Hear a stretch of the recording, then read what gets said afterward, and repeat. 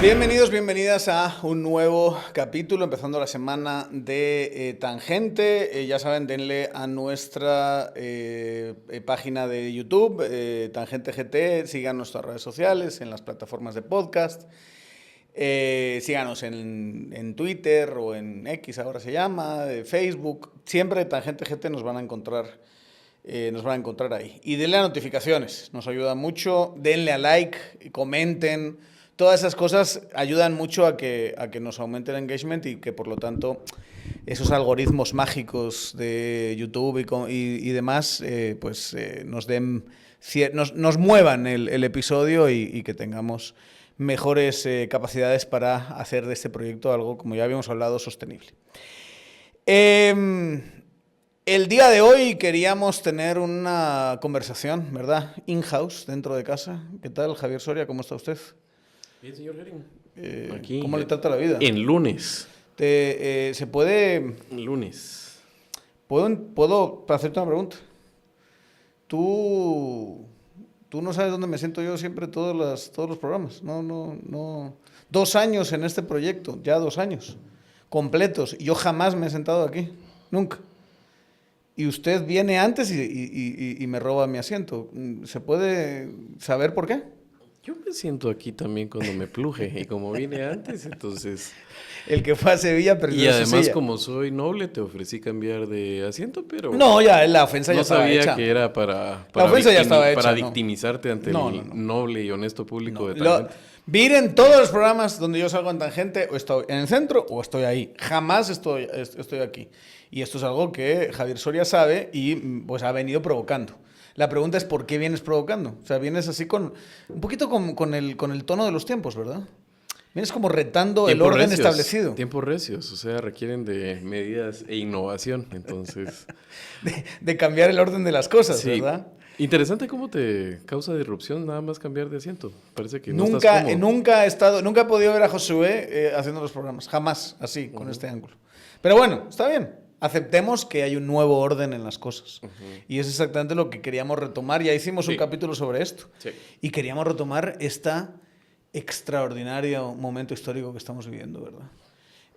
Y es especialmente extraordinario quizá porque, como hoy mismo ha sido una metáfora en los mercados de ello, es tan incierto que las cosas suben, bajan, paran, van, no sabes muy bien hacia dónde va el mundo. Creo que todos tenemos claro que el orden anterior está muriendo, pero no tenemos ni idea de qué lo va a sustituir, ¿verdad? No. Y quizá eso es lo que genera un reto más grande en medio de este merequetengue que se ha convertido el orden internacional, ¿verdad? Eso es lo jodido, digamos. Obviamente en algún momento vamos a tener que hablar de el comportamiento de los mercados de valores en el mundo, sin ser expertos en ese tema, ¿verdad? Obviamente vamos a hablar como opiniones informadas, pero no voces autorizadas. Y el denominador común de lo que está sucediendo es la incapacidad de poder predecir las condiciones de futuro. Cuando se habla, por ejemplo, de política, de estímulos económicos, muchas veces la discusión se centra en privilegios o quitar privilegios o impuestos, subir y bajar impuestos como incentivos a la inversión, pero cualquiera que haya tenido una empresa pequeña o grande sabe que para invertir lo número uno es saber qué condiciones de inversión van a haber, y en este momento no sabes fábricas que se están instalando en partes del mundo si convenía o no tenerlas ahí, no sabes si los aranceles van a mantenerse, quitarse, subir, bajar. Es muy difícil computar si tomaste la decisión de mover tu inversión de un lado a otro, porque ahí vas a tener mejores condiciones en cuanto a mano de obra más barata, recursos más próximos, bajar costos, digamos, con optimizar tus cadenas de suministros y por ende competir de mejor manera o tener mejor margen. Pero ahora tienes el tema de cuántos aranceles, cuántas veces va y regresa en el cambio de fronteras uno de tus insumos. Es muy difícil en este caso y es lo que principalmente está desincentivando inversión y este comportamiento errático del mercado. El mercado está hecho, o sea, la idea detrás del mercado es que la información está por ahí desperdigada y que los diferentes actores toman decisión con la información que tienen tomando en cuenta esas asimetrías y que poco a poco se va iterando hasta alcanzar un punto en el cual los inversionistas están cómodos. Sí. ¿Qué son los precios? Esa es la idea, sí. La información es el precio. La información es el precio, esa es básicamente la idea. Y lo que viene a dinamitar absolutamente todo es que yo creo que ni la persona más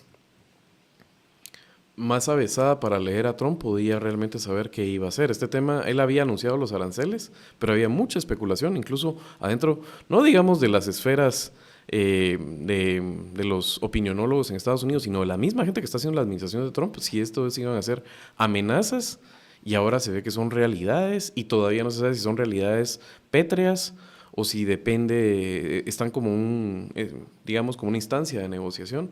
Muy difícil en este momento saber. Lo que sí es que se ve que el orden que había, digamos, como había caminado el mundo después de la Segunda Guerra Mundial, con instituciones multilaterales, con instituciones de una gobernanza mundial, parece Trump dispuesto a que eso salte por los aires y a reconfigurar completamente el mapa del mundo. Yo creo que además, si estamos hablando de utilizar los mercados, digo, como un proxy, porque eso es lo que hay que hacer, o sea, tener en cuenta los mercados como los que te guían el camino es una estupidez, ¿verdad? Los precios suben, bajan, son profundamente... Son intrínsecamente especulativos y por lo tanto emocionales. Y, animal spirits, decía Keynes.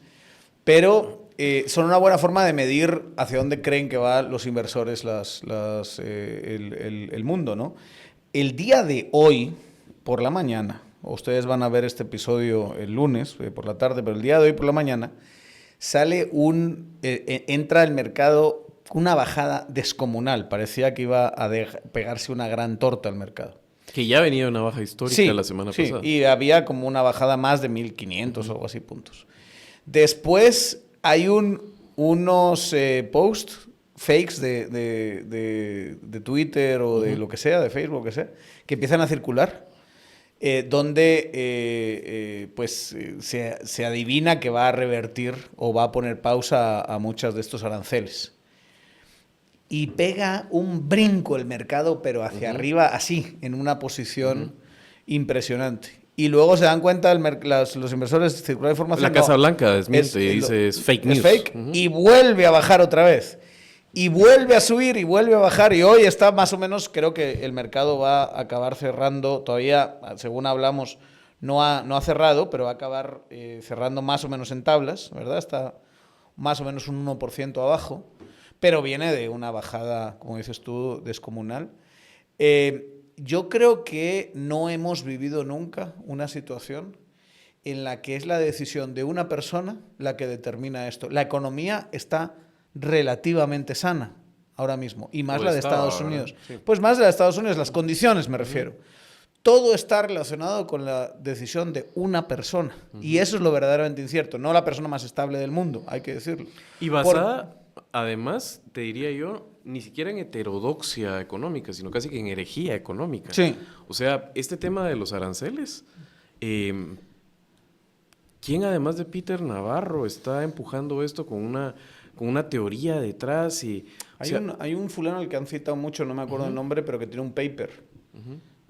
Yo me leí un resumen, un artículo que resumía un poquito el paper, pero sí, viene a ser gente bien en los márgenes, ¿verdad? En las periferias.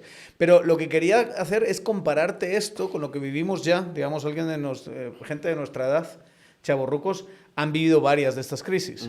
Nunca estaban relacionados con las decisiones de una persona. No, generalmente era porque se pinchaban burbujas. Las asimetrías de información eran muy grandes y lo que se creía que eran activos muy sólidos no lo eran, y de repente cuando se dan cuenta empiezan a vender como locos, hay pánico y el mercado reacciona. Entonces 2008 fue así. El tema de 2020 obviamente tiene que ver con una pandemia. Esto es modificar las condiciones fundamentales de las reglas del juego. Pero a través de una persona, es lo que a mí me parece delirante y extraordinario de todo esto. O sea, porque esto no es un consenso del Partido Republicano. No. Esto no es un consenso de economistas. Ni siquiera de la administración Trump, es lo que estábamos hablando. Elon Musk está en contra de esto. Sí. Elon Musk se puso a pelear con Peter Navarro, que es el fulano que alimenta estas cosas. Como, la verdad es que ahí sí, genial en su manejo del poder Trump, porque tiene a uno aislado del otro. Sí. 100% con tus recortes en la administración pública. Eso sí, tú en temas de aranceles ni te metes. Y está Elon Musk se ha pasado semanas mordiéndose así el labio porque clarísimamente está en contra de los aranceles y en vez de meterse con el jefe se mete con su proxy diciendo casi que eres un imbécil. O sea, una pelea así abierta, ridícula, ¿verdad? Infantil incluso. Y lo jodido es que, y no quiero hacer esto muy gratuito porque obviamente las comparaciones ahora con fascistas para Trump están muy en boga, ¿verdad? Pero realmente sí era una página del juego de Hitler. Hitler mantenía sus lugartenientes enfrentados entre ellos para ser siempre él el que mediara en el poder y no hubiera una amenaza de una coalición, una conjura que pudiera cristalizar, digamos, y derrocarle, cabrón. De hecho, digamos, es muy gracioso porque Elon Musk, que es un tipo con unos problemas mentales, siento yo, de personalidad muy fuertes, pero mira que tiene enemigos y gente a la que detesta, pero uno de los más importantes es un tipo que se llama Sam Altman, ¿verdad? Que es el de NVIDIA. El de OpenAI. Sí, no, es OpenAI. ¿No es NVIDIA él? No. Va, él es el de ChatGPT, ¿no? Sí, OpenAI. Sí, va, este fulano es el enemigo, archienemigo número uno, hablan pésimo de él, ¿verdad? Sí. De ellos. Creo que Trump estuvo en los inicios de OpenAI y después se sale. Sí, cabal. Elon Musk. Estuvo. Entonces, lo primero que hace con un proyecto de AI tiene al Musk aquí al lado, pero trae a Sam Altman, ¿verdad? Sí. Se lo comentan y dicen, sí, le cae muy mal ese tipo. Se llama muy mal, no sé por qué. Y yo en medio, ¿eh? Yo en medio con estos fulanos, que es un poquito, digamos, si quieres utilizar otra analogía, es la historia para mí más cercana de Franco, ¿verdad? Sí. Franco también toma una decisión política, no sé si instintivamente o pensada, pero muy inteligente, que es colocarse por encima de las riñas políticas. Y de hecho tiene una frase maravillosa, que a mí siempre me gusta repetir, que una vez en una entrevista con un periodista le dice, haga como yo, no se meta en política, ¿verdad? O sea, el tipo era el generalísimo, sí. Mandaba 100% en el país estaba totalmente controlado por él. Le decía, no se meta en política, estos peleándose ahí. Ay, no, yo no me meto en política. Estaba dirigiendo el país. Sí, fantástico. Es una frase increíble, ¿no? Es un poquito eso, ¿no? Está jugando a dividirlos, pero sobre todo, te vas al Congreso y estoy convencido que la mayor parte va a encontrar más apoyo entre los demócratas para el tema de las aranceles que de los republicanos, que tiene una base libertaria muy fuerte. O sea, al final el número, tienes senadores, hay una cantidad brutal. O sea, mira, el mismo Marco Rubio está donde antes decía Diego, ahora dice Diego. Sí, pero yo estoy convencido que él no quiere esto. Seguro que no. Lo que sí es que hay gente dispuesta a cambiar de bando en este caso. Digamos, o a callarse con el poder, a decir, déjale que lo haga. Creo que ahí hay dos versiones y eso lo dijo muy explícitamente el senador Cruz, Ted Cruz, creo que fue ayer o antes de ayer, que dijo, esto lo está haciendo para negociar. O sea, tranquilos, o sea, todo, y esto es una parte de la incertidumbre. Hay dos cosas profundamente contradictorias. O esto es una técnica para hacer que los demás se sientan y te generen mejores condiciones comerciales. Por lo tanto, seguimos en la lógica del free trade, ¿verdad? Que en ese sentido los aranceles son efectivos, solo para ir orientando la conversación. Y son noticias del día de hoy, en la mañana. La Unión Europea ya envió la señal de que quiere discutir el volver cero cualquier arancel sobre bienes industriales. Pero, por otro lado, tienes toda una línea que parece que el mismo Trump está siguiendo, donde esto es irreversible. Esto no es para que con el arte en mejores condiciones, no, esto es para que regrese la industria. Sí. Y, por lo tanto, los trabajos industriales. Sí. Ya hay muchas voces diciendo, creo que con toda la razón, nunca van a regresar porque ya no es la misma industria de hace 40 años. Ya no necesitamos tanta gente.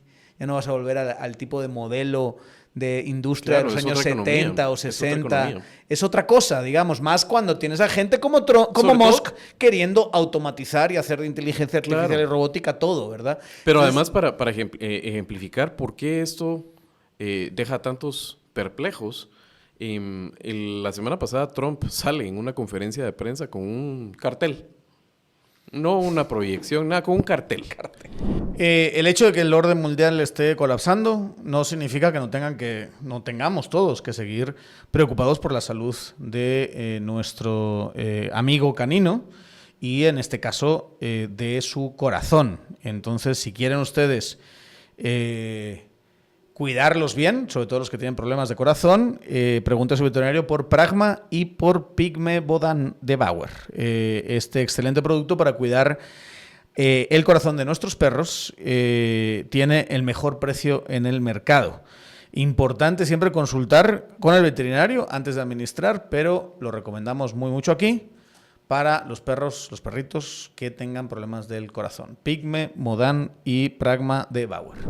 Hablando de gachadas, y sale con unas columnas en las cuales lo que él establecía era el arancel de facto que todos los países tenían contra Estados Unidos.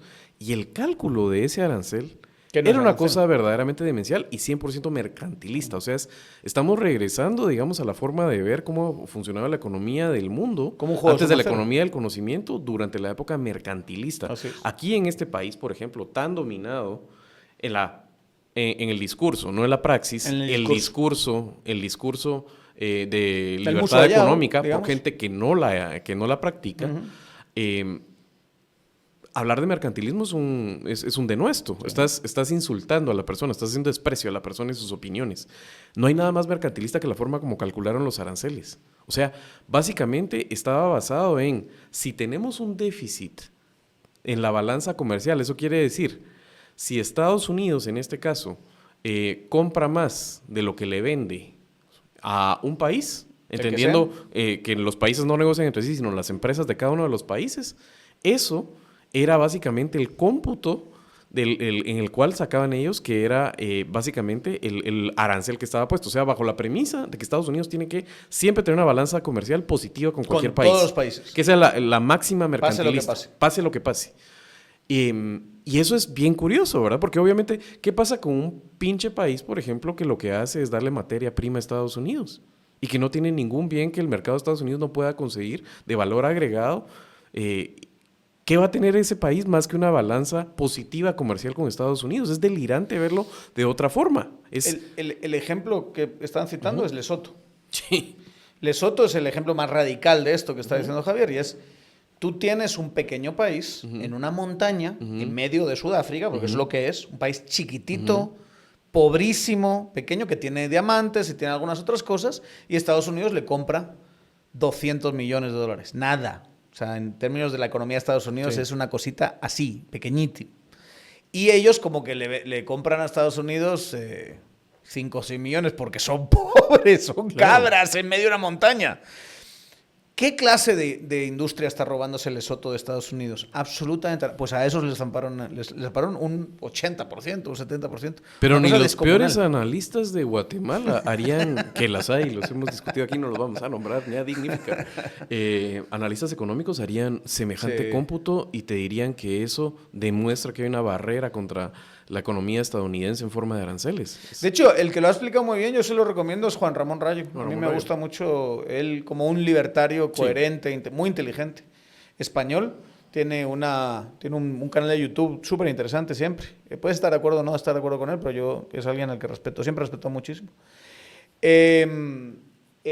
Digamos, él lo explica muy bien, es decir, se está confundiendo arancel o barreras con el hecho de que yo soy más grande que tú, te compro más y... ¿verdad? La ventaja de Guatemala es que nosotros le compramos mucho más a Estados Unidos de lo que Estados Unidos nos compra a nosotros, y por eso tenemos un 10%. Porque nosotros compramos un montón de cosas porque nuestra economía está basada hoy por hoy en que llegan muchas remesas, con esas remesas compramos un montón de cosas de fuera, porque nuestra moneda está muy fuerte por todo el ingreso de dólares y demás, y nada, somos un país de consumo importador. Cuando haces la balanza comercial con Estados Unidos, desde la lógica de Trump, Estados Unidos nos está reventando. Pero eso a me nosotros, refería ¿no? yo que ni siquiera es heterodoxia económica, sino es herejía. Porque básicamente lo que hemos aceptado, digamos los humanos, es la tesis de las ventajas comparativas de los países. Con matices. Adam Smith, ¿no? Sí, es Adam Smith. Es que de veras, eso es. O sea, es justo lo que viene a demoler el mercantilismo, ¿verdad? O sea, básicamente lo que dices es, este país tiene propensión o sus condiciones son para producir tal cosa, este otro, y puede haber un punto de armonía y común entre ambos. Claro, en medio de eso hay aranceles y hay protecciones porque tú dices, bueno, es estratégico. Sin embargo, si acepto eso, de todas maneras es estratégico que este país no apueste completamente a que no tenga un sector en determinada industria porque eso nos puede poner vulnerables a amenazas, ¿verdad? O sea, creo que la pandemia nos dejó eso absolutamente claro y esa es la tesis de crear incentivos, algunos pueden ser aranceles, otro tipo de incentivos positivos o negativos, para que ciertas industrias sí tengan en un país, porque el día que tengan los cuentazos, no quieres que tu país, por ejemplo, no produzca ninguna mascarilla o ningún desfibrilador o ventilador, básicamente, ese tipo de cosas. Es estratégico que en este país, a pesar de que en otro país los puedan hacer más baratos y mejores, sí tenga una industria tal. Eso tiene lógica. El tema de la comida siempre es así. Pero no invalida eso, el tema de las ventajas comparativas, sobre las cuales está basado las ideas del capitalismo y el libre flujo de capitales entre países, ¿verdad? Y esto pasa, y para mí esta es la distorsión política más jodida, por mucho. Esto pasa no a un tipo que le han dicho, como puedes argumentar con Bukele o en algunos, o incluso con Morena en México, que ya hay incluso continuidad y con una popularidad fortísima. Esto pasa con un presidente que gana por menos del 50% de los votos, gana por 49 punto y algo, que gana por 1.47% el voto popular. O sea, imagínense, Bernardo le gana a Sandra por 21 puntos, creo, 22 puntos, ¿verdad? Este ganó por 1,5 puntos, no llegó a 1,5 puntos. O sea, no es, en términos, si hubiese quedado a 1,5 puntos, hubiésemos dicho súper ajustada la pelea entre Sandra y Bernardo, pero por alguna razón han proyectado la idea de que Dios en el Sinaí le dio las tablas de la reforma mundial y se las entregó a este fulano, ¿verdad? Y se han comportado y han ejercido el poder con esa lógica. Pero la realidad es que cada vez más ya está en números negativos de popularidad. No tiene ni de lejos el partido republicano con él, al establishment. O sea, si hubiese que pasarlo por Congreso y Senado, pierde esa elección sin ninguna duda. No tienes, pues tiene ya su segundo mandato, tiene muchos años. Él está coqueteando con que va a tener un tercer mandato. Es una estupidez que hace él para como que la gente tenga una percepción de que esto va a durar más de lo que va a durar. Como sigan así, casi seguro van a perder las elecciones de medio término y el año que viene ya se queda sin Congreso y quién sabe si sin Senado, ¿verdad? Sin Senado mucho más difícil, pero casi seguro que sin Congreso. Tiene una mayoría muy pequeña en el Congreso. O sea, esto no es una solidez democrática que te justifica hacer cosas increíbles, es la voluntad de un tipo asesorado por gente súper periférica en las ciencias económicas y el expertise técnico, que ni siquiera tiene a todos los que lo están apoyando, olvídate, los oligarcas que le están apoyando, no los tienen ni de lejos subidos a este tren, y todo esto, digamos, lo está haciendo con la intención de cambiar todo el orden internacional, porque no solo cambia si eres Estados Unidos tu política interna, cambias todo el orden internacional. Y además lo haces a través de una lógica de tú me estás clavando a mí, yo te voy a clavar a ti. Sí. Y están antagonizando a Europa, a Canadá, a México, a América Latina. Bueno, con tanta tensión por la caída del orden económico y político mundial, de vez en cuando hay que tomarse un whiskyto, un vinito por la noche. Para hacer eso siempre recomendamos que tomen al mismo tiempo una pastillita de Party Smart. Con eso cuidarán su hígado, tendrán un mejor día al día siguiente y procesarán mejor pues, los males del alcohol sin que haga tanto daño a su salud. Es una apuesta a futuro y es una apuesta por la comodidad también del presente. Lo pueden comprar en Super 24, se pueden comprar en farmacias, se pueden comprar en supermercados.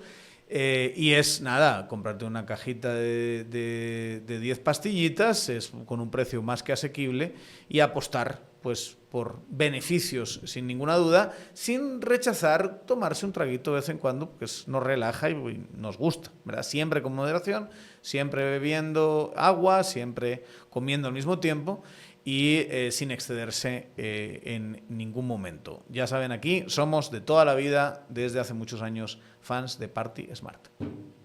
Porque es el tema, ni siquiera es respetar los bloques, digamos, porque, bueno, tú me pusiste a leer a Robert Kaplan, ¿verdad? Sí. Pero, o sea, el tema de no subestimar a la geografía. No estás hablando ni siquiera de proteger bloques completamente integrados, que podría tener cierta, digamos, lógica geoestratégica debido a la agresividad, por ejemplo, de China y Rusia, por ponerte algo. Sí, sí. Entonces estarías hablando de proteger al bloque económico que es, por ejemplo, Norteamérica. Sí. Y si quieres, ahí nos vamos en la colada. Nosotros que a la larga, de hecho, los gringos tienen una balanza comercial positiva con Guatemala. Pues desde la perspectiva de No, Trump, nosotros están reventándonos a absolutamente todos, pero, o sea, Al no Lesoto. es tan fácil de desandar lo andado. O sea, si bien lo que está haciendo Trump, yo creo que le está causando un daño ya irreversible a muchas cosas, o cambios, Sí. para no ponerle también el juicio de valor por delante mío, aunque sí pienso que es daño.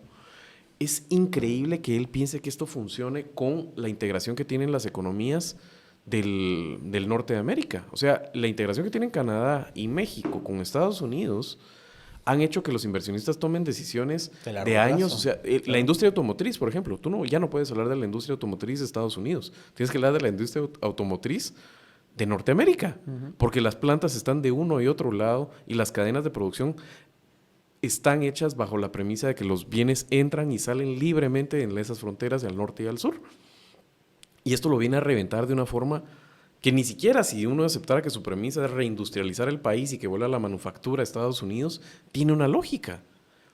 ¿Cómo? Yo no sé, de veras Es extraordinaria por ese elemento disruptivo. Yo me recuerdo... Por el hecho de que no se hace con una cantidad brutal de poder Sí. y con una visión a largo plazo que a mí me permita como Sí. empresario decir, bueno, este es el nuevo mundo, mucha.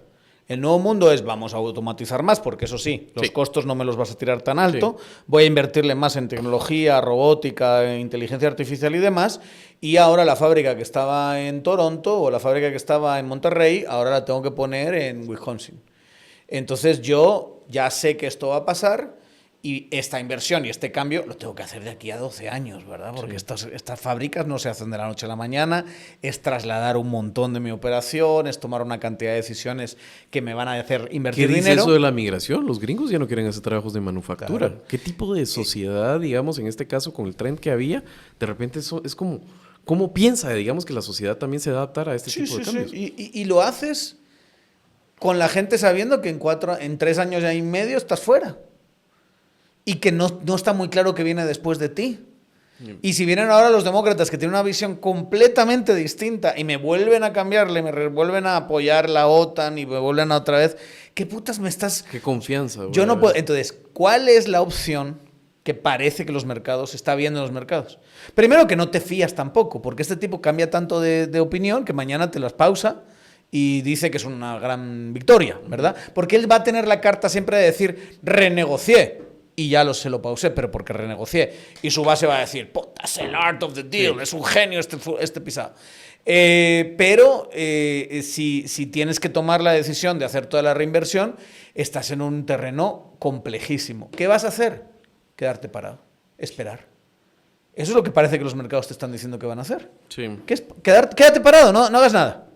Va, no hago nada. ¿Y qué pasa cuando yo no hago nada? Que entramos en una bajada de la actividad económica.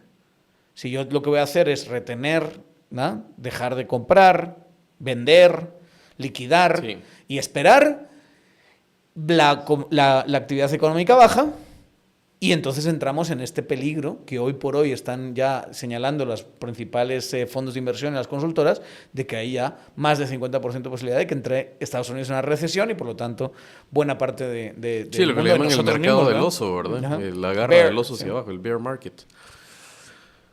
Es que cuesta más que decir. Primero, no quiero mear afuera de la tabla, dicen algunos, ¿verdad? No quiero, porque no tengo el expertise para poder hacer un análisis económico más profundo, pero si analizamos la política y las condiciones y las políticas públicas,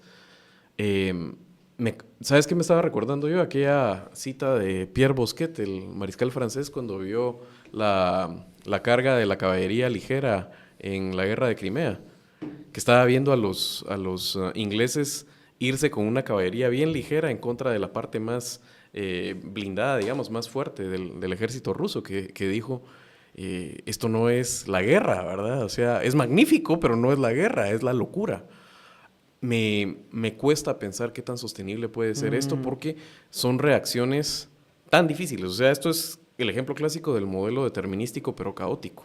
Yo no sé si tú sientes lo mismo, o sea, me cuesta ver la tendencia hacia dónde va, Sí, es posible. porque aquí están las fuerzas económicas del mundo, las fuerzas políticas de Estados Unidos principalmente, porque creo que las demás no van a empujar mucho, porque generalmente, digamos, o sea, uno pensaría que los países se sienten grandemente afectados y van a tratar de defenderse de una y otra. Puedes hacer, digamos, incluso análisis de teoría conductual, ¿verdad? O sea, a pesar de que algunos dicen que lo prudente sería, estaba hablando de esto Paul Krugman, por ejemplo, sería no contrarrestar las medidas de Trump para buscar un punto de equilibrio. Los países tienen un orgullo y una identidad propia. Sí, y yo un no incentivo me imagino político un país, también. sí, yo no me imagino un país, digamos, y un dirigente de un país que en ese momento pueda venderle a su electorado que se van a quedar de brazos cruzados. Y te digo una cosa, hace un daño en Europa, por ejemplo, parecer que eres complaciente de Trump, porque cuando tú ves aprobación en Europa es 80% de gente que lo detesta. Sí. O sea, eso que le quede claro a todo el mundo. Hasta los países más derechosos. Pero así es, o sea, entonces tú llegas a un tipo como Vox en España, como Abascal, y le preguntas sobre Trump y siempre está sudando, pasándolo mal, ¿verdad? Porque él no quiere mentarle la madre a Trump, pero sabe que incluso en su propia base, el derechón español no es trumpista. No. O sea, eso es una minoría de una minoría. Y cuando porque además son identidades políticas. Te trata mal, puta, tú tienes un orgullo nacional. Son identidades políticas muy nacionalistas, sí, esas mucho. de derechas. Y con una visión muy de desdén desde Europa, siempre hacia lo gringo. Hacia lo gringo. O sea, eso no... Digamos, yo creo que aquí no se entiende el nivel de rechazo que tienes hacia lo gringo. Pero sí podemos hacer metáforas. Transversalmente. Me parece, por ejemplo, que es como ese desdén que le hace el pisto viejo guatemalteco a los nuevos ricos, ¿verdad? Así es algo así. Es como decir, estos que llevan nada, que llevamos milenios, ¿verdad? Los imperios los hacíamos nosotros, estos que acaban de empezar ahora con que esto, llevan ahí hace menos de 100 años. 200 años, 150 y se creen que son menos. la ¿Cuándo mamá empezó el de imperio tercer... gringo? O sea, sí, claro, la dominancia siglo XIX finales. Sí, y eso en el origen. No llevan 200 años de imperio. Sí, en el origen, porque incluso... Sí, ya donde se vuelve la potencia primera después de la Segunda Guerra Mundial. Estamos hablando de poquito más de 100 años. Sí. Y la idea de un hegemón dominante solito es desde los 90, digamos. Sí. O sea, si es una diferencia muy grande, entonces siempre se ve como son tontos y son ignorantes. O sea, yo crecí con todas estas historias de que un español o un irlandés o un inglés iba a Wisconsin y que había uno de Wisconsin que llegaba al español y decía: mira, esto es una refrigeradora. Y todos así como, ¿dónde te crees que vengo yo? ¿Spain? ¿México? No, estás mal, no sabes. O estos sketches de Kimmel, ¿verdad? Donde le dicen, señala un país a los gringos, ¿verdad? Y no son capaces de... ¿Esto qué es? África. ¿África no es un país? No, es un continente. ¿Puedes señalar un país en África? No puedo, no sé. Una cosa desastrosa, ¿no? Pero en cualquier caso, sí te hace mucho daño y sí tienes que aparentar dureza para que no te haga daño, incluso electoralmente, ¿verdad? Hacia adentro. Y volvemos, además, tiene creo que hay una parte adicional y es la personalidad de Trump. Este completo fraude que es él como persona y que pues mucha gente puede verlo, salvo sus fans así más acérrimos, creo que pueden ver que al menos es un poco bullshitter, como dirían por ahí.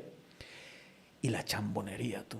¿No te quedó una sensación así de en qué manos estamos cuando en las aranceles sacaron islas que están deshabitadas y que no son países? Poniéndoles aranceles a pingüinos. A pingüinos, pero es que además que no son países. Entonces había mucha especulación y por eso se pensó que seguramente había sido inteligencia artificial, o sea, quien sea que haya hecho el cuadro metió cierta información para que ChatGPT le ayudase a hacer la formulita, porque te puso lugares que forman parte de otros países, pero es que además son zonas, hay unas islas McDonald o no sé qué, que están a 5 días de Australia, o sea, no va nadie ahí, y que están completamente deshabitadas, que solo hay pingüinos. A eso les pusiste unos aranceles particulares solo para ellos. Y dices tú, ¿en manos de quién estamos tú? O sea, estamos en manos de unos chambones que están decidiendo el nuevo orden mundial haciendo unos cuadros en plan ChatGPT, improvisados, con unas fórmulas que nadie se cree, ridículas, que todo el mundo con conocimiento sólido económico las trata como ejercicios absolutamente chambones, y estás en manos de un narcisista que va a cambiar de opinión y que... Un poquito esta sensación que hay con el tema de Groenlandia, ¿no? O de Canadá, ¿no? Pero Groenlandia concretamente, con el pequeñito país que es Dinamarca, y cómo quizás eso sea distinto dentro de 10, 15 años, pero hoy la Unión Europea depende 100% de Estados Unidos y si tuviese que pelear contra Estados Unidos, tendría que pelear con sus armas, sus satélites, o sea, Estados Unidos puede acabar y finiquitar la defensa de un país europeo cuando le dé la gana. El hecho que haya sido un approach tan agresivo tiene que ver con la personalidad de Trump y con lo que él quiere. O sea, Trump quiere incorporar lo que quieres en términos de minerales y demás de Groenlandia, lo puedes conseguir perfectamente haciendo un convenio con Dinamarca, claro, y vas a tener todo el leverage, el apalancamiento de negociación para conseguirlo. Pero no, tienes que llegar ahí, tienes que provocar, tienes que sugerir que los vas a integrar, que los vas a convertir en gringos, que te vas a robar básicamente eso. Y lo tienes que hacer por una cuestión de narcisismo exagerado de este personaje, ¿verdad? Que nos ha tocado casi como una especie de accidente histórico, ¿no? Sí. Que nos ha tocado vivir. Pero porque lo que dices aplica también para Canadá. Es que, o sea, un socio más natural que Canadá, sí, más dócil, o sea, me gustaba Bill Maher, dice, pero por Dios, si su bandera es una hoja, ¿qué gente te puede amenazar cuya bandera sea una Todavía hoja? Si es unos fusiles AK-47 como algunas banderas africanas, ¿verdad? Pero... Claro. Y con los recursos que tiene Canadá, o sea, los tienes ahí nomás y por la paz te sale mucho más barato tenerlos. Solo lo puedes entender verdaderamente desde esta arrogancia enorme que tiene una persona desmedida en su apreciación de sí mismo y un egocentrismo sin límites. Y esto es lo peor, ¿verdad? O sea, lo que él ha hecho es aprovecharse de puras asimetrías. Es que parece como que ahí sí con inteligencia artificial hubieras dicho, bueno, ¿qué necesito yo si quiero hacer un proyecto personalista de acceso al poder? ¿Cuál es mi ruta? ¿Verdad? Entonces, escoge el partido más duramente ideológico, escoge a la base más radical, pero que te genere la minoría más grande. Con eso secuestras este partido. Disciplínalos con el miedo y haz casos ejemplares y los demás se van a alinear. Después de eso, dobla la apuesta y sea agresivo. Manténlos. Parece un playbook realmente, pero del libro de texto del manual de un autócrata y de un absoluto demente y un loco. Y yo no sé si lo has visto, pero o sea, ahora están hablando hasta que revisen las redes sociales y lo que uno dice al respecto. Te estás jugando con esto, incluso la libre expresión y todo. No, es un delirio. Y que sea además ese lado el que te venda la idea de que ellos son los defensores de la libertad y demás. Estamos además en el mundo de la posverdad más ridícula y descarada. Y el éxito de esa posverdad. Eso es lo que compraron los gringos. O sea, un tipo que te cuenta, que te hace una cosa y al segundo dice, no, yo no hice esa cosa que tú me has visto hacer, ¿verdad? Y que la gente diga, ¿será que me están engañando? Y que los medios de comunicación tradicional me dicen que hizo la cosa que yo vi, pero a lo mejor es fake.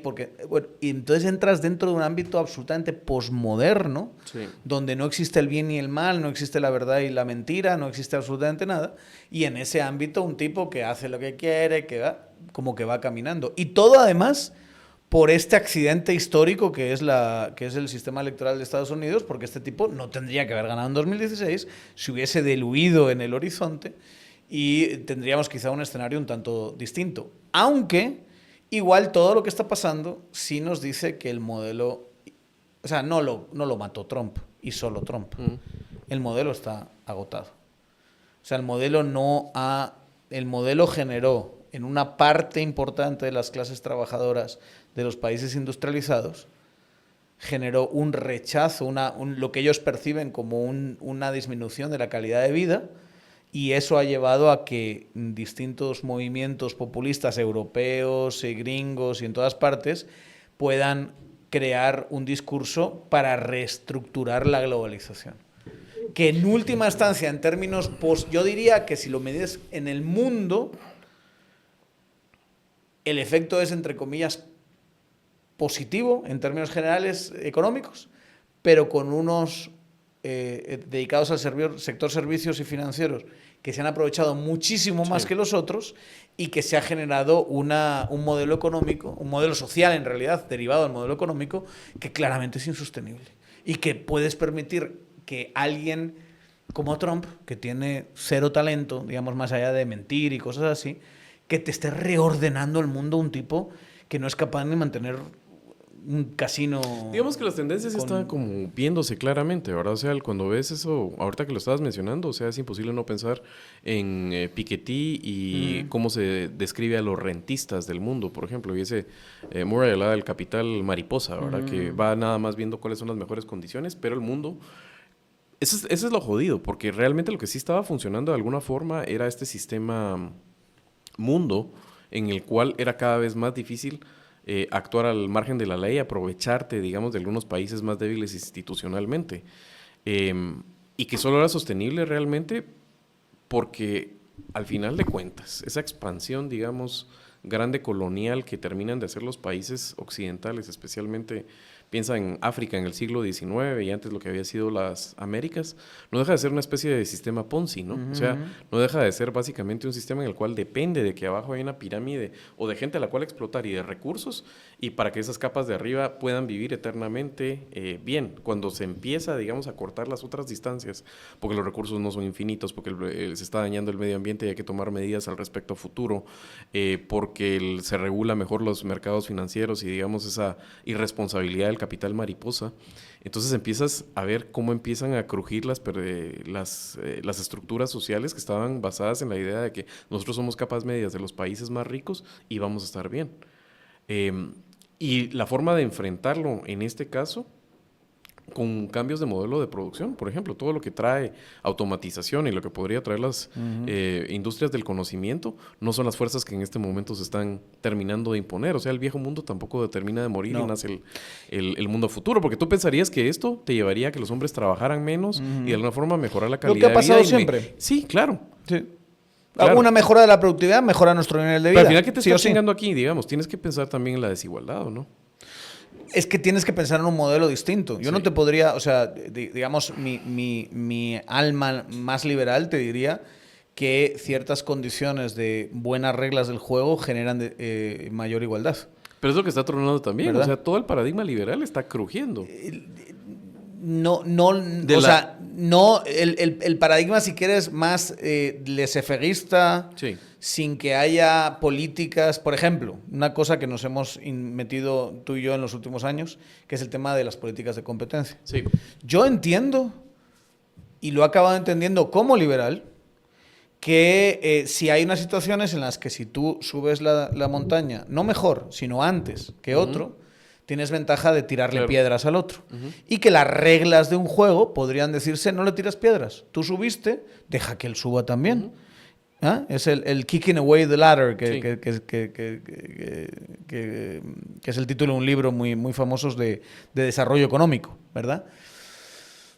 A mí me parece cada vez más liberal plantear políticas fuertes que han sido muy, digamos, que eso sí lo hizo, creo yo, Biden bastante mejor, que tenías a una mujer que se llama Lisa Khan, que creo que es una estrella de futuro también, sí, que estaba en la Comisión Federal de chingando a los oligarcas de Estados Unidos, pero fuertes. O sea, sí estaba empezando a ponerse y a decir, aquí vamos a empezar a disciplinar estos comportamientos anticompetitivos. No digo que eso sea la solución, pero creo que esa línea es una solución mucho mejor que esta mezcolanza entre populismo y tecnooligarquía medieval que nos están metiendo Trump. Y la sensación, y eso es lo que hay que pensar, pero la sensación, no sé si tú tienes la misma, es que Trump no tiene ni idea de lo que está haciendo. Y lo que está haciendo es un desastre y ya es impresionante, lleva 2 meses en el poder, o 3. Y ya está colapsando todo. Ya se le están tirando encima opinólogos que estaban muy a favor de lo que estaba pasando, su popularidad está cayendo, Musk ya está viendo cómo se zafa de la cuestión, ya hay una sensación de que van a perder las midterms, pero vamos, catastróficamente. O sea, claramente los aranceles a Lesoto y a las Islas McDonald no son el camino para crear este nuevo orden mundial que claramente tiene que surgir. Pero mi sensación es que tampoco hay del otro lado nadie que tenga muy claro qué es lo que tienes que hacer.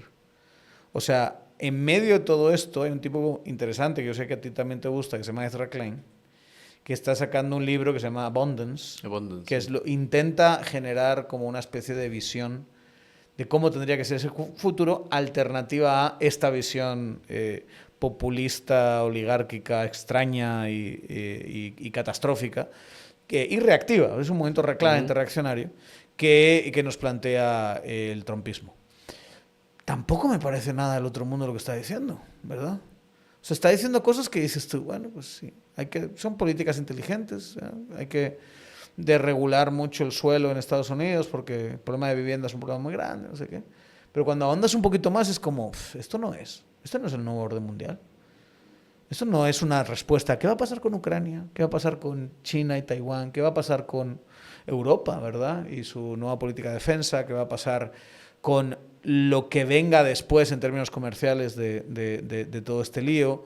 ¿Qué va a pasar con la automatización, la robotización, la inteligencia artificial? ¿Qué tan importante es? Al final, nada es un mundo poscapitalista. O sea, donde han fallado absolutamente todos. La razón también por la cual yo no soy anticapitalista es porque todavía no tengo la capacidad de pensar en un mundo más allá del capitalismo.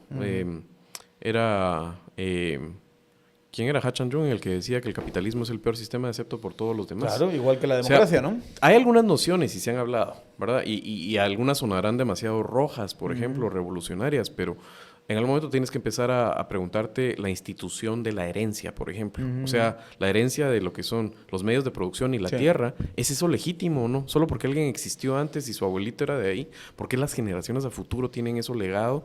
Toda vez no lo vendan, lo pierdan de alguna forma que sea dentro de esas reglas de juego. También, por ejemplo, los intercambios de energía, porque al final de cuentas todos son proxies de intercambios de energía y transformaciones de la energía, y cómo esta se puede hacer de una manera más eficiente. Te pongo un ejemplo. Hoy en día los principales medios de energía es los hidrocarburos. Es una forma de transformación de la energía del sol, pero está distribuida de manera desigual en el mundo. Entonces, según la lotería donde te tocó nacer, estás más cerca o no. ¿Qué pasa si nosotros encontramos modos de transformar la energía del sol directamente en todos los lugares donde estás en el mundo? Tiene un efecto en la democracia, en el régimen social increíble. Entonces hay como nociones de un mundo postcapitalista. Todo esto tendría que ser acompañado de un montón de tecnología, por ejemplo, que pueda facilitarte estas cuestiones, que sirva para mediar esas transformaciones energéticas, y ahí ya puedes pensar en un mundo, digamos, postcapitalista. Pero solo un cambio en la matriz energética te cambia totalmente la política. Pero ni siquiera suena todavía a ciencia ficción, suena de veras a un invento muy abstracto para mí, que no me permite todavía, digamos, una tesis de construirle. Por eso es que estás diciendo que cosas sensatas como las que propone Klein, no de ahora, sino de hace un montón de tiempo, suenan todavía como, saben a poco, saben como a comprar un poco de tiempo. Como que el problema más grande que tenemos no lo vamos a solucionar. La frase de Harari me parece muy buena también, la de, si te quieres ir, digamos, a algo todavía más abstracto, de la bancarrota filosófica, ¿verdad? O sea, por eso te decía yo que las ideas liberales también las estamos testando en términos de no somos los racionales que decimos ser, y seguimos siendo bastante agresivos y bastante tribales y bastante emocionales, ¿no? Pero ¿sabes cuál es el tema? Todas las ideologías evolucionan. Y para mí, para salvar al liberalismo, no te digo que tenga así la fórmula perfecta, pero te digo una cosa que el liberalismo tiene que hacer, y es preocuparse por la desigualdad. Claro. Punto. Y por el colectivo. Sí. Si no, tú no piensas en términos que la sociedad no es la suma de los individuos, sino que es que hay, digamos, procesos colectivizantes, ¿verdad? No puedes defender las libertades individuales. Es imposible. ¿Por qué? Porque las condiciones de ese colectivo te van a reventar, te van a ir a quemar. Entonces, ya quemado en la hoguera, pues es bien difícil. Esa idea de, no, lo importante es el crecimiento, no es la desigualdad. Si yo crezco 100 y el otro crece 200, pues a mí no me importa, porque yo he crecido 100. Pajas. La desigualdad es un tema que estabiliza o desestabiliza sociedades. Claro. Y no te gusta, puta, no estás asumiendo la realidad. Somos primates con digamos, envidias y con dinámicas sociales entre nosotros, y nosotros marcamos nuestro bienestar también comparándonos con el resto en gran medida. Por la razón que sea, te parece noble o no noble, la realidad es que las sociedades desiguales son sociedades inestables. Las sociedades donde hombres solteros no acceden a recurso sentimental femenino, sexo sentimental, son sociedades desiguales y tienes que abordarlas. Y dices tú, estos incels que nos están jodiendo, sí, Pero la realidad es que los incels joden las sociedades cuando Claro. existen en grandes cantidades. Claro. Cuando tienes a gente que está en su casa, que no consigue novia, que las novias lo rechazan, los radicalizas, es jodido. Y entonces lo conviertes, es un gran problema. Te lo digo para que lo, digamos, para que lo entienda la gente que tiene como tendencias más autoritarias que nosotros. Sí, yo estoy contigo que es la desigualdad, pero no quieren pensar en desigualdad, piensen que la crisis es cuando la gente deja de creer en el sistema. Así es. O sea, hoy en día, pensamos nosotros, y por eso hablamos de desigualdad, es con la información que las personas tienen, no van a aceptar las condiciones de sumisión o de alta desigualdad y de una vida más dura que otros, simplemente por decirles que es mandato divino, por ejemplo, como se hacía antes. Antes tú podías crear, digamos, y así se construyeron varias sociedades. O sea, las capas nobles y privilegiadas es porque ellos tienen un mandato divino y ese es el orden establecido. O sea, piensa en la casa de Dios, algunos hacen la guerra, otros trabajan y otros oramos, ¿verdad? Ese era el orden establecido. Las castas de la India, donde estaban los guerreros, Claro. los artesanos, los no sé qué. Pero depende de que te creas que ese es el sistema y está justo. Y tú naciste paria y morirás paria. Entonces, eso te lleva hoy en día en un mundo moderno, y ahí invito a los autoritarios porque quisieran regresar a eso, pero no es fácil desandarlo andado. ¿Cómo vuelves a adoctrinar a las personas que ahora tienen una mejor explicación, por ejemplo, para cómo se hace el fuego, cómo te curas de enfermedades, que las religiones? Entonces tienes que caer, obviamente, al final en explicaciones más científicas, uno diría más apegadas a la verdad, si los quieres ver en términos más metafísicos, y entonces tienes que caer en el tema de no es justo. Y cuando una persona entiende no es justo, y por eso la desigualdad está al centro de los problemas que estamos discutiendo, es donde tienes este malestar social y tienes esta ingobernabilidad, y por eso es que falló Fukuyama, y creo que Fukuyama aprendió la lección, lo dijo, se desdijo, Sí, claro. pero debe tener muy claro. Me gustaría tener una conversación hoy en día con Fukuyama alrededor de la desigualdad, por ejemplo, y de la fe en el sistema que él pensó que era infinita. Sí. Y que solo la idea de que yo estoy mejor porque tengo un poquito más de esperanza de vida que mi papá y tengo de estas tecnologías que mi papá no tenía y tal, no es suficiente. No lo es. No lo es. Y si tú no abordas como liberal, incluso con la perspectiva de libertades individuales, políticas, que muchas veces los liberales económicos se olvidan de las libertades políticas, ¿verdad? Y les gusta Singapur y cosas así, que no tienes libertades políticas, pero tienes libertades económicas. Pero bueno, y libertades económicas acotadas, sí, ¿verdad? claro, Tampoco obvio. ve a comprar tierra a Singapur y no me hay libertades económicas y no hay libertades políticas, esa es la realidad. Pero bueno, muchos de estos despistados no lo entienden.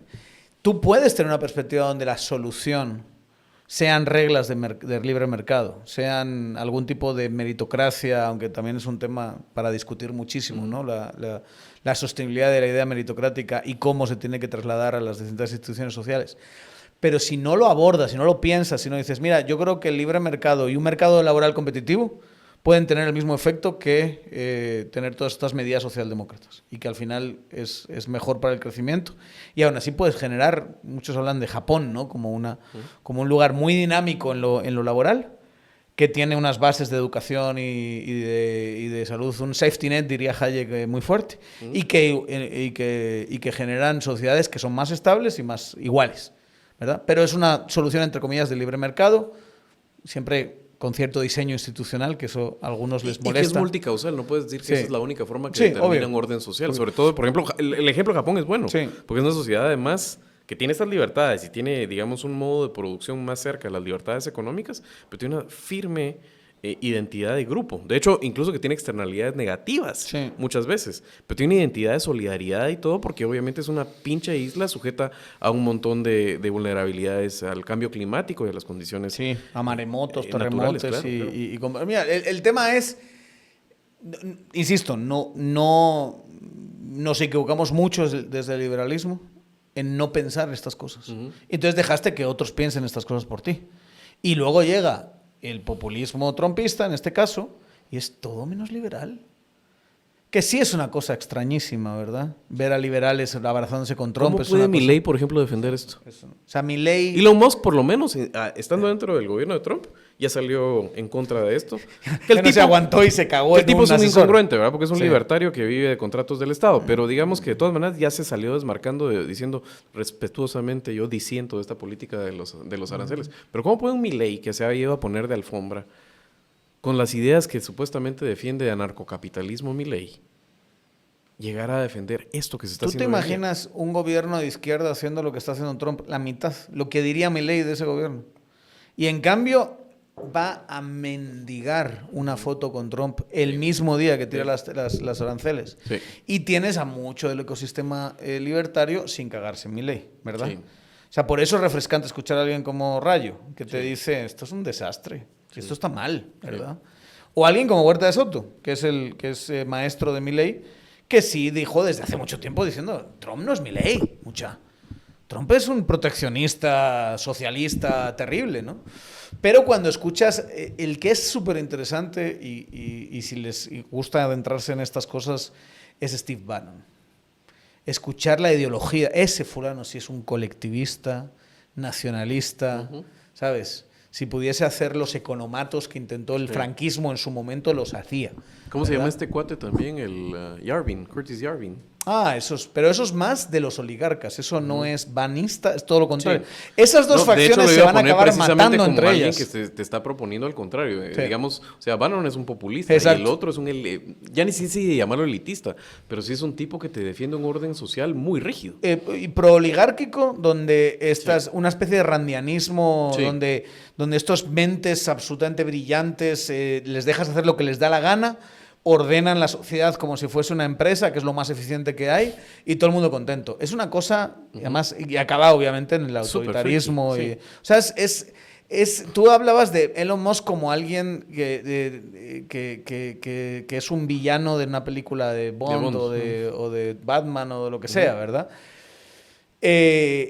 Estas ideologías son las distopías que hemos visto en las películas que decimos qué charada va. Esa idea de que va a haber una gran corporación monopólica decidiendo todo por nosotros. Puta, hay gente que quiere eso, ¿verdad? Es como que la mente más obtusa hubiera leído Nietzsche y lo aplique así, pero absolutamente Sí. el pie de la letra. Pero además tiene que haber una parte así como de gente con problemas mentales, siento yo, y con problemas de personalidad. Claro. O sea, es el típico fulano encerrado, escribiendo, y de repente por una cuestión de crisis del modelo y del sistema, esa gente acaba en el centro de la toma de decisiones políticas y nos joden a todos. Durante un tiempo, digamos, porque sostenible no es.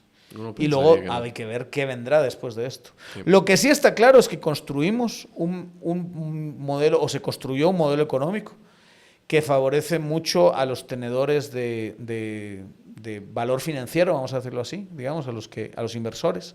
Y eso no solo es los grandes capitales, sino es el liberal que tiene un fondo de pensiones bonito y que tiene, digamos, su trabajo en servicios y tal, y se perjudicó a clases trabajadoras. Y luego, obviamente, entre países, pues también las asimetrías que ya conocemos. El modelo es insostenible. No puedes seguir enriqueciendo a una parte de la sociedad y dejando atrás a la otra. Porque la desigualdad genera un modelo de sociedad que se vuelve insostenible y que surgen estos movimientos reaccionarios que ya los hemos visto en Europa y que ahora lo estamos viendo en Estados Unidos, cuando pensamos que era imposible. Porque lo que teníamos del modelo americano, del modelo estadounidense, era una clase media fuerte, una industria, ¿verdad?, potente, una cultura política de gente independiente que nos iba a dejar, y de repente llevas el modelo a tal punto que tienes un montón de chavales jóvenes que no consiguen novia y que se sienten los perdedores de todo este sistema, y entonces los puedes seducir y decir, vamos por este lado. Y cuando ves los datos, o sea, las mujeres no votan por Trump. Sí. En general. Las mujeres con título universitario masivamente no votan por Trump. Y luego te vas a los hombres sin títulos universitarios, sobre todo blancos, y es masivamente votan por Trump. Entonces, ahí tienes un cortocircuito que ha generado un problema social tremendo. Sí, te estaba diciendo que es una sociedad con unas contradicciones bien jodidas, ¿verdad? ¿Y aquí nosotros qué? Porque una de las cosas más extraordinarias de 2000... Yo entré justo... Llevaba 2 semanas aquí cuando pasó lo de Lehman Brothers, ¿verdad? Creo que 1 o 2 semanas llevaba aquí. Pero toda esa crisis en Guatemala, precisamente por no estar tan conectada a la globalización, financieramente, cero conectada, comercialmente, pues seguimos vendiendo lo que se vende, ¿verdad? Ahora tienes el ingreso mucho más fuerte de las remesas. daba la sensación de que no nos afectó tanto al final. De hecho, hoy sale digamos que Jonathan Mencos. el análisis único que se hacía era si eso bajaba el consumo en Estados Unidos y entonces cómo nos afectaba eso a nosotros. Y hoy lleva Jonathan Mencos y dice, la verdad es que la proyección, viendo esto, hemos hecho nuestro modelo, no sé qué, y la proyección sigue siendo la misma. Que 4% vamos a crecer. O sea, que no nos va a afectar tanto, a nosotros no nos afecta tanto la parte financiera, porque nuestro sistema no está tan conectado. Hay que ver el tema de las remesas, que tanto afectan a los migrantes ahí. Que me parece un error de parte del ministro de Finanzas tomárselo con la ligereza. O sea, yo creo que tendría que tener más recato.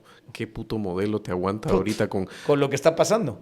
Y está haciendo todo a la vez, porque está haciendo la antimigración a la vez, desmontando la burocracia a la vez, cambiando la orden internacional de seguridad a la vez, pero es que cambiando ni siquiera, la orden comercial a la vez. Pero es que otra vez, o sea, esto es el típico modelo que es determinístico pero caótico. ¿Qué quiere decir eso? Que es impredecible. Sí, o sea, quiere decir, incluso si tú no tienes absolutamente claras cuáles son todas las variables que afectan el resultado, la interrelación de ellas es tan intrincada y compleja que es absolutamente impredecible. Entonces, ni el cerebrito más cerebrito, o sea, me parece de veras una frivolité que se acaba de permitir el ministro de Finanzas al decir que hay un modelo y que puede decir esto nos va a afectar o no. Nosotros no creemos que, lo dijo no tengo las palabras exactas, a lo mejor no quiero ser injusto, pero dijo que no estaban modificando su proyección de 4%. Tal vez es un mensaje bueno el de mandar calma a la gente, pero no lo digas que es con base en un modelo. ¿Y no te parece que en medio de todo esto, después tienes que gastar tiempo en el tema del salario de la vicepresidenta? O sea, suena tan... O sea, estás viendo todas estas cosas pasando. O sea, estás viendo un intento reaccionario de cambio a nivel mundial que sabes que va a fracasar, pero que va a traer unas consecuencias brutales que no entiendes y que hay tantas aristas que contemplar. Y después... ¿Y qué piensan ustedes de que no se haya bajado la vicepresidenta el salario? Puta, o sea, es como que bajas tres escalones el nivel de conversación, ¿verdad? Totalmente. Increíble, ¿verdad? Como ese paso en falso tan... O sea, realmente no sé cómo pretendía ella que esto iba a salir bien. ¿Sabes qué es lo que me fascina del caso? La idea de que un huizachito llega y le dice, no, pues aquí está el Lique Ramírez, que dice que... pues que no se puede renunciar y tal. Ay, qué cosas, yo quería renunciar, pero bueno, déjalo así.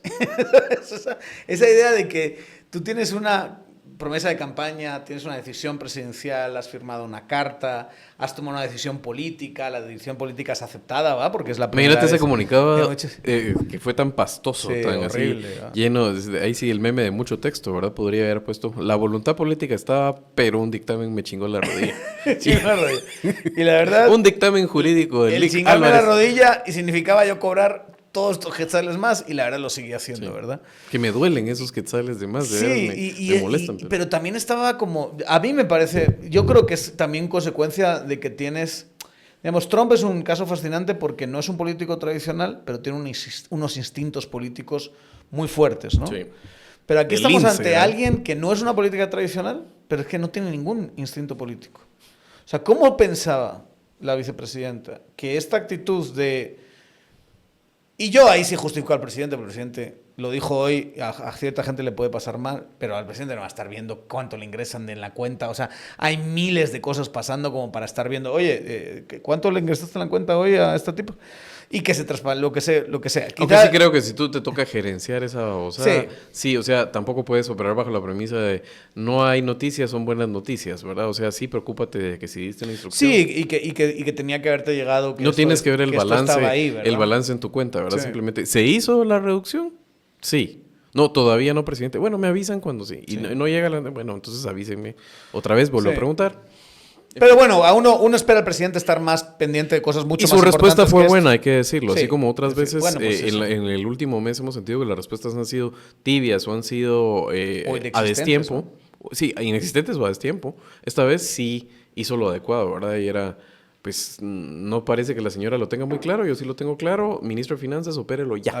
Y lo hago por la vía de lo que lo puede hacer, que son los gastos de representación. Y hay una decisión y la decisión se cumple, pero... Ojalá le encuentre gusto gobernar, ¿verdad? Ojalá le encuentre gusto.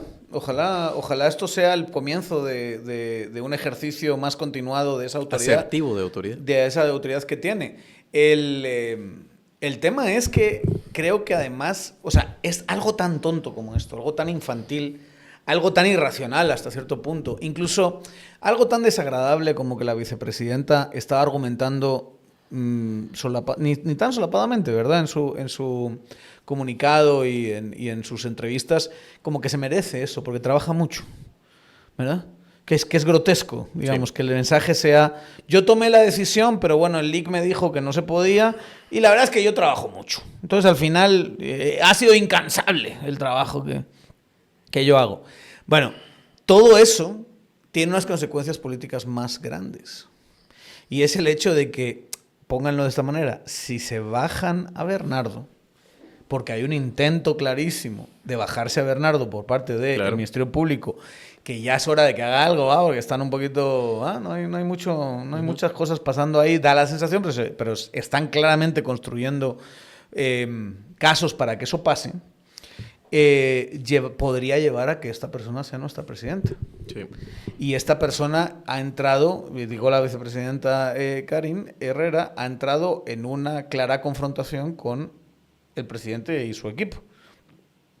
¿Te imaginas que sacan a Bernardo y que ella asciende como presidenta? Porque siempre lo que a mí siempre me había parecido muy difícil de entender es cómo esperaba el Consuelo y compañía sacarlos a los dos el mismo día, digamos. O sea, porque lo constitucional sería, si eres capaz de hacer todo lo que tienes que hacer, que es que Congreso le quite el antejuicio a Bernardo y que Bernardo sea arrestado por el juez y el juez le ponga prisión preventiva y entonces no pueda cumplir. Y entonces ahí es donde, como pasó con Otto Pérez, se puede sustituir al presidente. La sustitución es que la vicepresidenta nombra una terna, la terna es elegida por el Congreso y esa es la vicepresidencia. Si se baja a la presidencia, esa persona sería presidenta y así. Pero aquí como el golpismo es que las elecciones se las robaron, los dos fueron electos en la misma papeleta. Sí, pero los casos que hay por ahí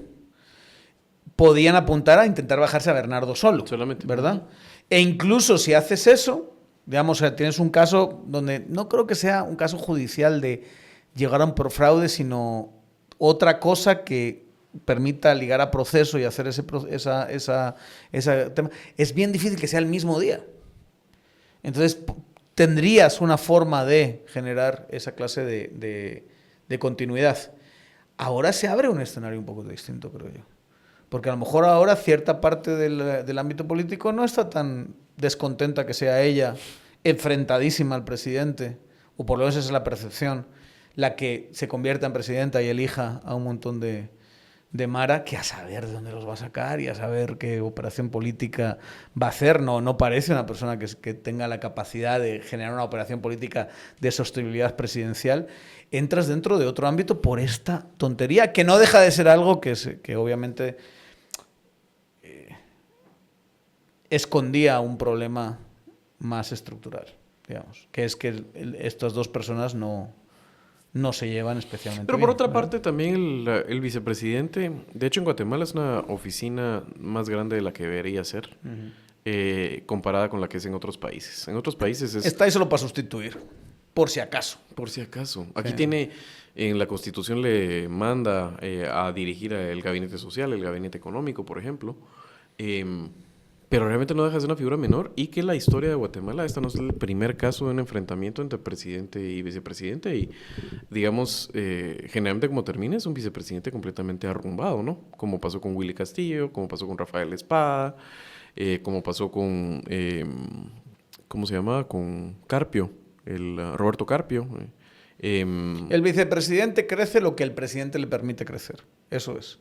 Tienes a Valdetti, creció porque tenía una relación especial con el presidente del momento, o el vicepresidente Stein creció porque ocupaba un espacio que se sentía cómodo el presidente Berché que ocupase él, ¿verdad? Pero siempre es el presidente el que marca la línea, no es el vicepresidente. Sí. El presidente no sirve para más que eso, para generar una posibilidad de sucesión en un sistema que depende de una persona.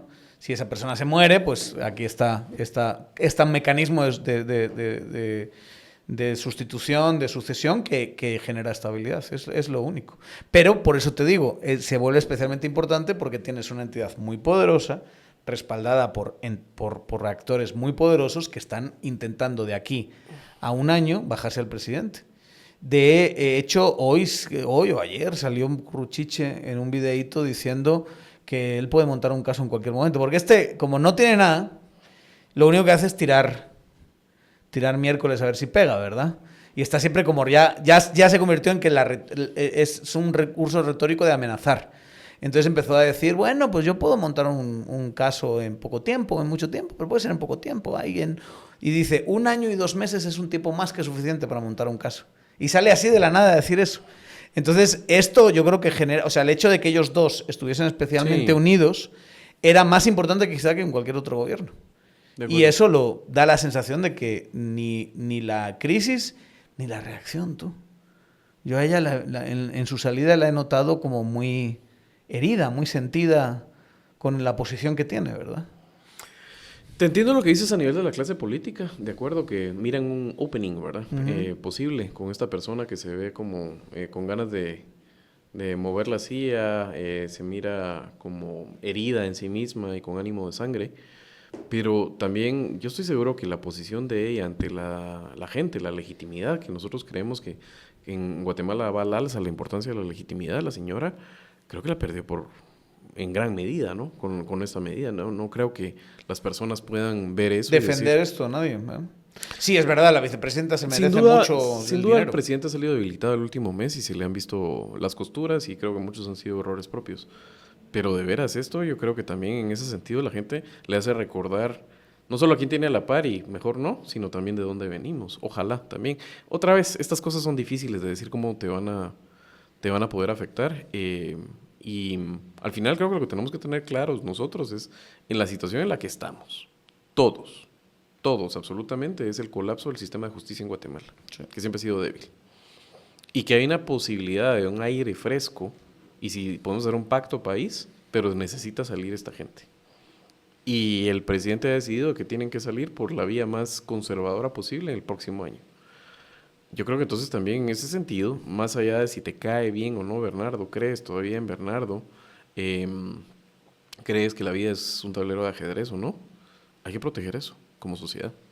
Porque no es la posibilidad cómodo. Hay que protegerla. Hasta los que han sido socios, cómplices de esta señora, o sea, lo han hecho muchos de ellos a regañadientes y con una pistola puesta en la cabeza y una amenaza. Entonces, en algún momento hay que poner a dormir al mono que tiene el cuchillo, ¿no? Mira, y además hablaremos mucho de esto en los próximos año y medio, ¿verdad? 1 año y 2 meses, cabal, queda. Apenas queda ¿cuánto debe quedar? 400 días para que se termine esta cosa. No es mucho. Hablaremos mucho de todas las correlaciones de fuerza, de todas las jugadas, de todo lo que se tiene que hacer. Se está en una situación muy beneficiosa. O sea, el reformismo tiene las de ganar, pero hay que jugar el partido. Sí. Y en cualquier momento te hacen una chueca, la aceptas, ¿verdad? Y empiezan a tener espacios de vulnerabilidad que bombardear. Y quién sabe si esto sale mal y que acabes teniendo la misma clase de fracasadísima élite de justicia, porque a la par de la élite política fracasada de este país, que hoy por hoy, como ya hemos dicho varias veces en este programa, este gobierno no está suponiendo una solución definitiva, ni mucho menos a lo que está pasando. De hecho, vamos más a trompicones que otra cosa. Pero a la par está esta otra élite que a lo mejor no se habla tanto de ella, no son tan famosos, no son tan, ¿verdad? No son tan simbólicos, no es como que tú eres capaz de reconocer a jueces por la calle o a magistrados por la calle, pero que es igual o más fracasada. Que es estos tipos y tipas, porque hay un montón de tipas también, que creen que pueden comprar y vender la justicia sin que haya consecuencias para ellos, sin que en ningún momento la población eventualmente va a agarrar las antorchas y van a quemarlos a todos a su casa, mucha. Sí, claro. Y creen que pueden seguir... O sea, lo que le están haciendo a Semilla, por ejemplo, es que es la misma lógica que fracasada 2023. Es volver otra vez a pensar que tú puedes manipular por huizacherías el proceso y que como no vamos a dejar que Semilla se presente, ya ganamos. No, si así perdiste en 2023, ¿por qué insistes en hacer las mismas estupideces una y otra vez? ¿Verdad? En esa estamos. En eso estamos. Bueno, aquí seguiríamos hablando de todas estas cosas. Sí. Qué interesantes y qué triste acabar hablando de algo tan nimio como que no se bajó la vicepresidenta su salario, pero era quizá justo y necesario. Inevitable, ¿no? Seguiremos hablando de Trump y de Musk, que eso sí están interesantes. Eso están interesantes. Y del mundo. Gracias, amigo mío. Gracias a ti. Por venir aquí el día de hoy. Nos estamos viendo. Esta semana tenemos otros tantos programas que grabar y nos vamos a estar viendo. Mientras tanto, se portan bien. Y síganos en nuestras redes sociales, Tangente GT, en YouTube, en plataformas de podcast. Nos vemos en la siguiente. Chao.